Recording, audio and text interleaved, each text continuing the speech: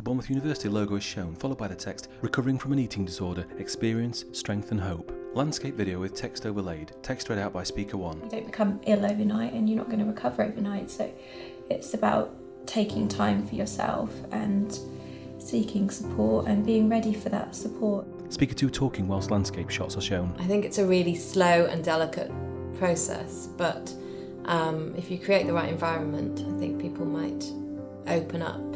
Speaker 3 sat by the harbour talking. Your eating disorder isn't who you are, it's how you've coped with life. Speaker 3 talks to camera. And it's just a symptom of what's going on underneath. Speaker 5 talks while throwing stones on the beach. There's nothing that eating disorders thrive on more than secrecy and being kept close to you. Speaker 1 sat on the couch with her husband, talks to camera. When I started to actually be honest about it and open up, Seascape on screen. people, was when, that really did help my recovery. Speaker 6 looking at the camera down by the sea. It was more relief for everybody else. The people around me, I think they already Speaker knew. 6 looking to camera. So I think they were more pleased that I'd accepted the fact that was something that was part of me, and that was... Speaker 6 looking at the waves. I wasn't just hurting myself anymore, I wanted to get better. The main thing is to get help, whether that's from a GP initially, Speaker 5 talks to camera. and then hopefully from some kind of eating disorder service, but also just from friends and someone that you can trust, because sometimes you just need a sounding board really to bounce all the stuff that's going on in your head around.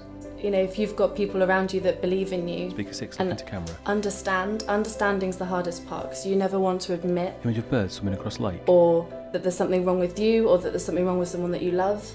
But as soon as you try and understand, Speaker 6 looking to camera. it all becomes clearer, and then it's little steps together rather than going two different pathways to try and fix the same issue. Speaker 3 talks to camera. I did have a lot of people around me that were rooting for me, and I think for anybody that's a big boost, just to know that you've got people behind you who believe that you can be better. Without my friends, Speaker 6 looking to camera. I wouldn't be here. I was that close to not being here, so without them, there's not a chance I'd be here. Speaker 2 sitting on a deck chair on the pier, followed by her talking to camera. Opening up about your own struggles can help people come out of denial. We all struggle with various issues. It's not that I've got an eating disorder and you're perfect. It's, you struggle with this, I struggle with this. Speaker 1's husband talks to camera. When I first met Sarah, I was always worried I was going to say the wrong thing, or I wasn't quite sure what to say.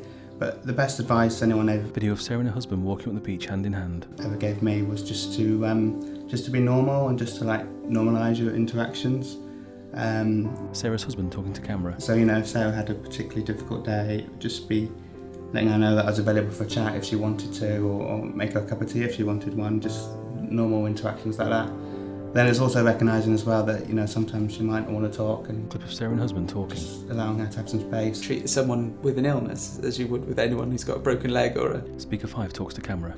has got cancer or anything else. It's an illness. Remember who your friend is away from the illness, and Clip of Sarah and her husband laughing.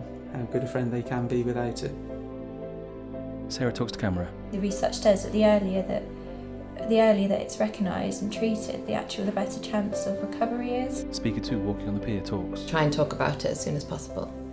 Speaker 6 talking with a close-up of her on screen. The little thing that's taking over inside your head, it's not forever. It can go away. I wasn't going to allow myself to be robbed anymore, Speaker 3 talks to camera. because I understood my eating disorder to be a symptom of something deeper. Shot of the waves crashing on shore.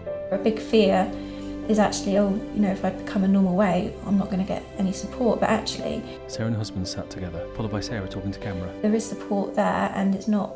Eating disorders aren't about weight. It's, it's so much more than that. Speaker 3 smiling, looking at the camera. Finding a more positive, more constructive way of coping with things is probably the key. Keep a diary, keep writing how you're feeling. Speaker 6 looking to Because camera. when you get to the stage that I am at now, you look back and you admire yourself so much. It shows that you have a little faith within yourself, Speaker 6 smiling at the camera, followed by Sarah's husband giving her a hug. and it shows that if you believe in yourself, you can do something. It isn't too late. It's never too late for anyone. Dorset Healthcare University NHS Foundation Trust logo, followed by their Twitter link @Dorset Health and their web address www.dorsethealthcare.nhs.uk. The The logo Healthwatch Dorset, your local health and care watchdog, is shown on screen with the Facebook link Healthwatch Dorset, Twitter @HWatchDorset, and the web address www.healthwatchdorset.co.uk. The logo Beat, Beating Eating Disorders, is shown with the Facebook link Beating Eating Disorders, Twitter @Beated, and the web address www.be-eat.co.uk. The Time to Change logo is shown. We're supporting Time to Change, Let's End Mental Health Discrimination, followed by Facebook Time to Change, Twitter @Time to Change, and the web address www.time-2-change.org.uk. The Bournemouth University logo is shown with the text, "If you would like to find out more about the dignity, diversity and equality work at Bournemouth University, please contact Dr. James Palfman Kay, Equality and Diversity Advisor. Email diversity@bournemouth.ac.uk. Facebook Equality and Diversity at BU. Twitter @equality@BU. Web www.bournemouth.ac.uk/diversity. The Dorset Creative logo is shown on Fade to Black.